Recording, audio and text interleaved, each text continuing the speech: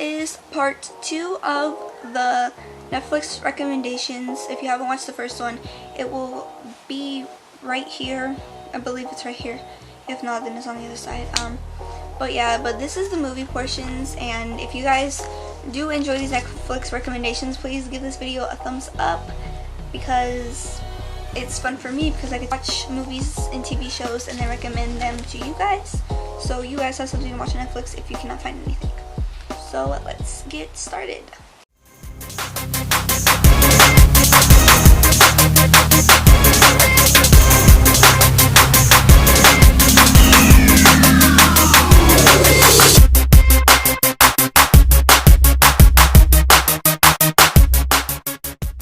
First movie that I recommend is The Kissing Booth. This is an absolutely good movie. A high schooler finds herself face to face with her long-term crush when she signs up to run a kissing booth at the spring carnival. Elle and her best friend have a rule list, and rule number 9 is relatives of your best friend are totally off limits. But Elle has a crush on Lee's older brother Noah, and after their kiss at the kissing booth, Elle secretly breaks the rule until she does tell Lee, and Lee is mad at first, but then he kind of accepts it, and it's all good. The second part is The Kissing Booth 2, which just came out on Netflix. Well, for me, at 12 o'clock this morning, because today's the 24th while I'm filming, but it came out on the 24th of July. So, The Kissing Booth 2 is, after a romantic summer together, Noah is off to Harvard and Elle heads back to high school for her senior year. In my opinion, this was better than the first one, but I enjoyed the first one as well, don't get me wrong. This one had lots of ups and downs with Elle's relationships, rather it was with Noah, Lee, this new guy named Marco, or with Noah's girl best friend Chloe. Elle was trying to figure out her life and future, as you know all seniors do, because you know college is coming up and all that. And she entered a Dance Dance Revolution contest to win money to pay for her college tuitions because her family really didn't have a lot of money to do so. She won. She chooses between 2 colleges, Berkeley, which her and Lee applied to, and also Harvard, where Noah goes. She got into both, but at the end of the movie she ended up lying and said she got wasted because she didn't know what school she should go to or who she should choose. Next movie is Friend Request. This movie is about a popular college student's love of social media becomes her biggest regret, which a mysterious account marks each of her friends for a grisly demise. A girl named Laura has a Facebook request from a classmate named Marina, whose Facebook name is Marina. It's like Ma and then it's Rena. Marina starts stalking Laura's page and it gets really creepy.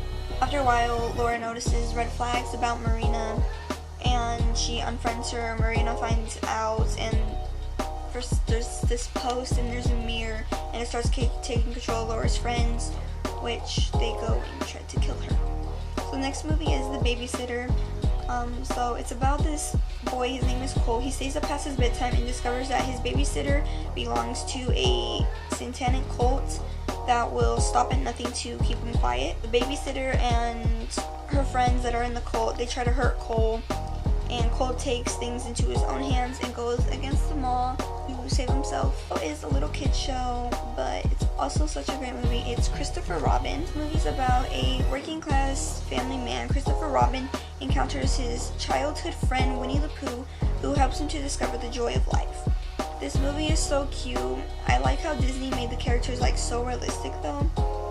Winnie the Pooh really brought the characters together. It was literally the cutest movie ever. I've watched it like 3 times already. My favorite part was when Winnie the Pooh, he was like at Christopher Robin's house and he was eating the honey, and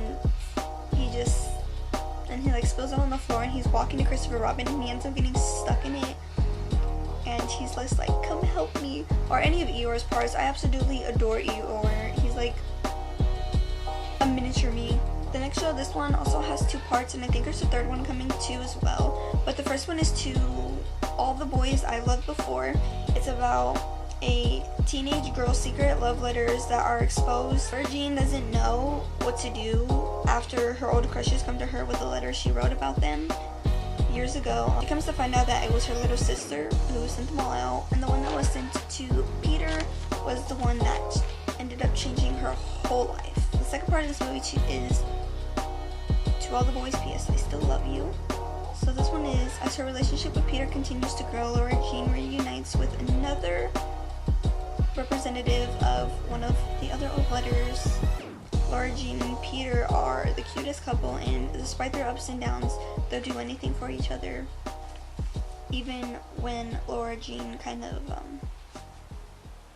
thought that she was in love with one of her old love letter crushes. Next movie is Truth or Dare. So this one is about 8 friends on Halloween night. They rent a haunted house to play a game to have claimed life years and years ago, and soon to find history repeating itself. The 8 friends play Truth or Dare, and only one survives at the end, just like it did years ago. Have to play by the house's rules or someone ends up dying, but in the end, only one survives no matter what. So next movie is Polaroid. Polaroid is about this high school loner, Bird Fitchett.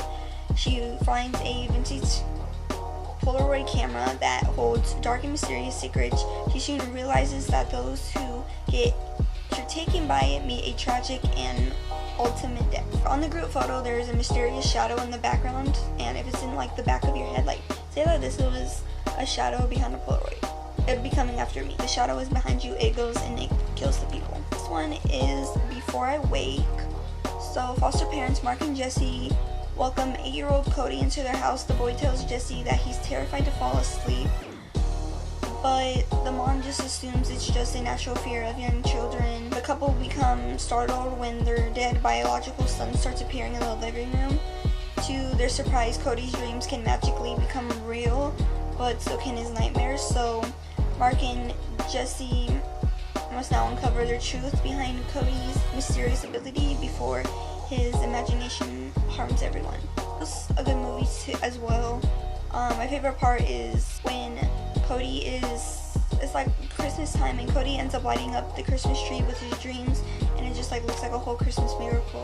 That was my favorite part of that movie. The next one is 13 Cameras. So a newlywed couple have no idea their grim, mischievous landlord has been spying on them since they moved in. This landlord placed cameras all around the house in like the weirdest spots, such as like in the air conditioning vents and like even in the bathroom. Like, it's disgusting. But eventually the couple ends up finding out. The husband actually ends up dying. There is also a 14 Cameras, but I really didn't like that one as much as I did like 13 Cameras.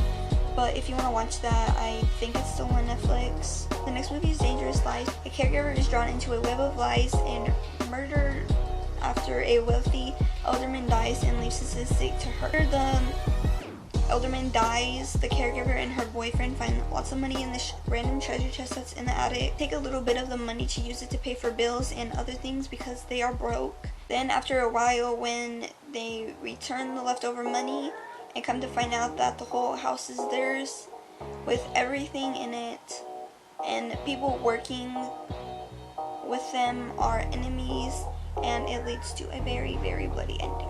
Next movie is Reality High. I don't even remember watching this movie, but it was on my watched movies. It's about this girl named Danny, and she does really well in school. She volunteers at an animal clinic and focuses on getting into UC Davis when she is befriended by Alexia. I don't know if I said that right, but she's the meanest girl at the school, and she begins to enjoy the attention. However, Alexia cannot be trusted. Annie is a nerd and she loves dogs, but after the mean girl Alexia insults her, she absolutely glows up. She becomes really popular, and after a while, she loses her best friend for fake friends, and then she realizes that her popularity really isn't everything in high school, and your true friends is what matters most. One is this movie called Dude. So it's about these 4 best friends. They negotiate loss and major life changes during the last 2 weeks of high school. So through the changes of plans in the future, they will all be best friends. They might not agree on the same things, but they all stick together forever and always. next one is extremely wicked, shockingly evil, and vile. So this was such a good movie. I watched this one with my mom. Chronic of the crimes of Ted Bundy from the perspective of his longtime girlfriend who refused to believe the truth about him for years. Ted Bundy, if you don't know, was a serial killer who killed more than 30 women in 1978. And to understand more about the Ted Bundy tapes, Netflix also has a TV series, which I forgot to mention in my TV shows for Netflix, but it's called Conversation with the Killer, the Ted Bundy tapes, and these are about the court trials and explaining the woman's death and how he did it. So I recommend watching that first to like kind of get like an understanding of it, and then watch this movie because this is his girlfriend's side of the whole story. This movie is The Last Summer. I believe I watched this in my sophomore Spanish class at the end of the year. It is about high schoolers who graduate wrestle with their love and friendships during their final summer together before heading off to college. School graduates are getting new jobs and falling in love, even Griffin and Phoebe's parents. Griffin and Phoebe have been falling for each other for a while. Griffin's dad is cheating on his mom to be with Phoebe's mom, but Griffin keeps it a secret from Phoebe, but after he tells her, it goes downhill for them. But I believe they ended up getting back together in the end. The movie is Secret Obsession. It's about this girl named Jennifer. She wakes up with amnesia after a traumatic attack. Her rotting husband cares for her, but she soon realizes that danger is far from over. Her husband is a jealous co-worker that ended up killing Jennifer's husband, and he planned out his whole life to have her in it. He photoshops pictures of like Jennifer and her husband's wedding and puts his face on it instead, and he doesn't let anyone know where they live. He doesn't let Jennifer get out of the house because he wants Jennifer all to himself. Eventually Jennifer gets her like conscience back and starts remembering who her real husband is, and it just turns really bad. And the last movie I have for you guys is My Teacher, My Obsession. So this one is about a girl named Riley. She struggles to meet friends after transferring to a new high school where her father is the English teacher. She meets a girl named Kyla, a fellow loner, and they become really close friends until Riley learns that Kyla is obsessed with her father. Kyla manipulates and makes it look like the popular girl Trisha is the one that's obsessing with Mr. Summer, but she lies to Riley about the whole thing until she catches Kyla with her dad at her 18th birthday party. And Kyla will literally do anything in her power to be around Mr. Summer or to be with him. I kind of got grossed out watching this movie because of how obsessed she was with him. Overall, it was a good movie. Hope you guys enjoyed that video. Please hit that like button and the subscribe button. Also, hit that bell icon so you're notified every time I upload, and I